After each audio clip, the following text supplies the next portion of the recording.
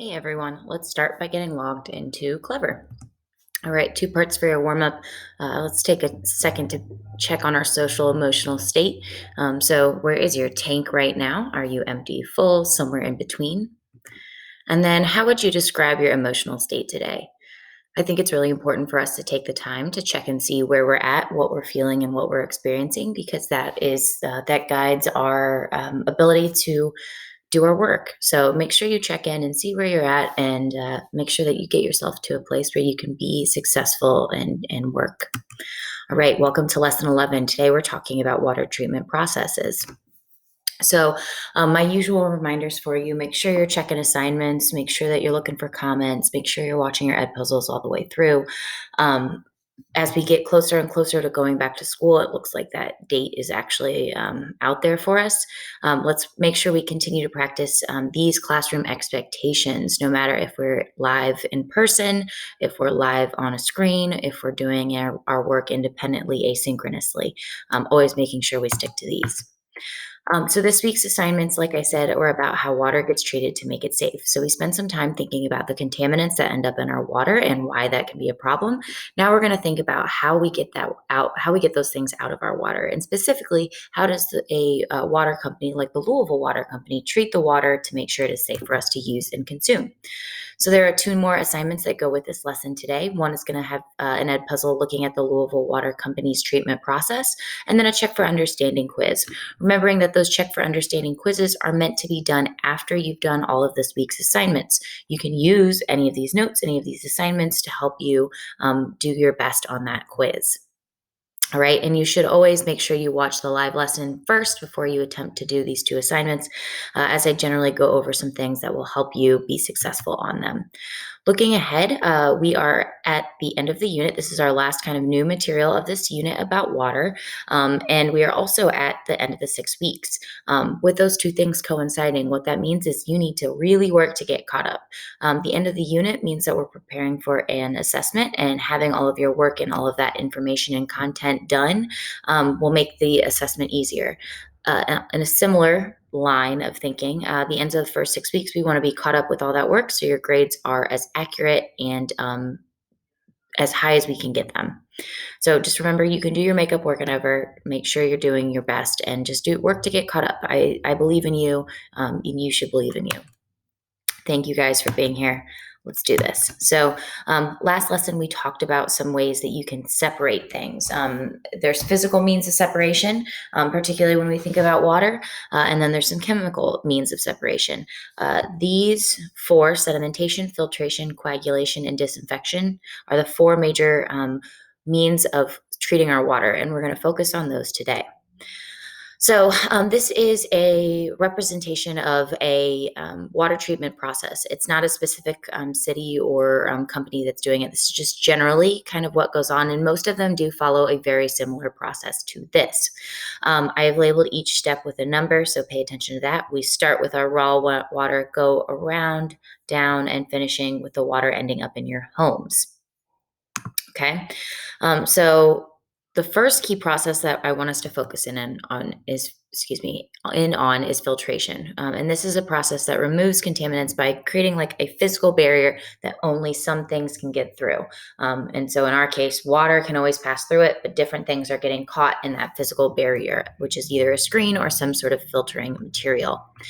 So the things that get removed are definitely larger debris. So larger things like sticks and fish and rocks and tires and whatever. And then through those other filters, are the more specific filters, they're able to collect in and keep in remaining particles that have not been removed during other parts of the treatment process.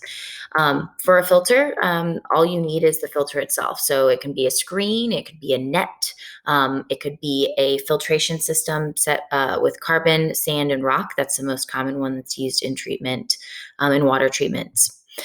So what I'd like you to do is to please take a look here and identify which numbers do we see filtration happening. And I'll tell you there are two. All right.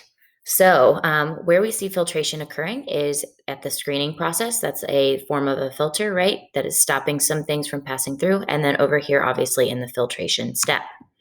All right. So, what is getting removed at this step of the screening? So, what it says here, we can read this is large debris like leaves and rubbish being caught in that wire mesh. What is being removed over here at step 5? Filtration. Again, paying attention to what it says in the body of the text. So, stuff that gets left is some particles that were left after sedimentation. So, anything that didn't get caught through these first couple steps, that's getting removed here. All right, so our next step we're going to focus on is coagulation. It also might be called flocculation, and essentially it's just you add a chemical that causes whatever particles are in there to kind of clump together, and then they become very heavy and will settle to the bottom and can be easily removed. So to kind of visualize that for you, here's what it looks like. So we see two samples of water. They both look pretty turbid, so pretty cloudy and dirty. They added a chemical to the second bottle and are going to shake that up. And what you will see, this coagulant, which is called polyglue, is causing the dirt particles to all stick together.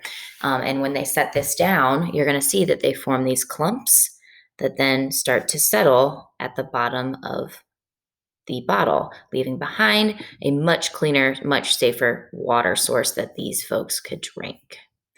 All right, so that's what kind of goes on in coagulation. So what gets removed in coagulation is finer mud and silt. So stuff that is like dissolved in the water, that it won't just settle on its own. It needs something to stick together. And what's usually added are what are called coagulants. There's many different options that they could use. There's aluminum things, there's ferric chloride, polymers, but you're going to be looking for coagulants being added in this step. So which of our steps 1 through 9 is where coagulation is occurring? Great. So it is step number 3, where it literally says coagulants added. All right. What are our coagulants that are added here? So in this case, it's describing aluminum sulfate and ferric chloride. And then what gets removed in this coagulation step? So it says that these, they make particles of dirt and dissolved substances in the water clump together so that they can be removed. So dirt and dissolved substances. All right, next process we're going to talk about is sedimentation. So I kind of just spoke about sedimentation with coagulation, is that when you clump those particles together, they'll eventually get heavy and then be able to settle. Settling or sedimentation is just the idea that gravity is going to pull suspended heavier solids in water down to the bottom so that they will settle and then can be more easily removed. So mud and sand and larger particles that are in the water, that's what will get removed. And the nice thing about sedimentation is that this is something that happens naturally without having to do or add anything. As long as the water is given the opportunity to sit for a while without being disturbed and stirred up, eventually stuff will settle to the bottom.